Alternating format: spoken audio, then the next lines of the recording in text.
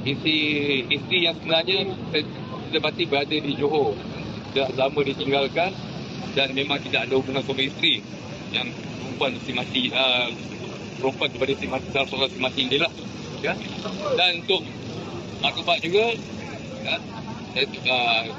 ada wartawan tanya adakah ada punya rekod jenayah.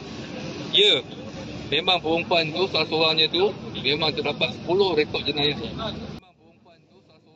Polis Melaka mendedahkan wanita yang mendakwa suaminya ditembak polis di Durian Tunggal baru-baru ini sebenarnya kekasih kepada salah seorang penjenayah yang ditembak mati dalam kejadian itu.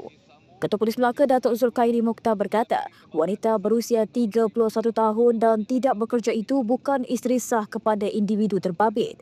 Menurut beliau, sebaliknya suspek terbabit dalam insiden itu mempunyai isteri yang menetap di Johor, namun suspek tinggal bersama kekasihnya di Durian Tunggal sejak 3 tahun lalu. Beliau berkata demikian kepada pemberita selepas Majlis Perasmian Lekasi 04 RZX125ZR Melaka Attack 2025 yang disempurnakan oleh Ketua Menteri Datuk Seri Abdul Rauf Yusof di Dataran Pusat Dagangan Antarabangsa MITC Aikro malam 12 Disember. Zulkhairi turut mengesahkan bapa wanita itu berusia 55 tahun masih dikehendaki polis untuk siasatan kes curi kenderaan dan curi dalam bangunan. Dapat 10 rekod jenayah, iaitu kes sejak tahun 2012, kes curi kenderaan, kes samun, kes cubaan bunuh dan paling terbaru ialah kes samun pada tahun 2005 bulan 7 dia ditangkap di Jasin. Ya. Ditangkap di Jasin pada tahun 2026 bulan 7, 2025. Ya.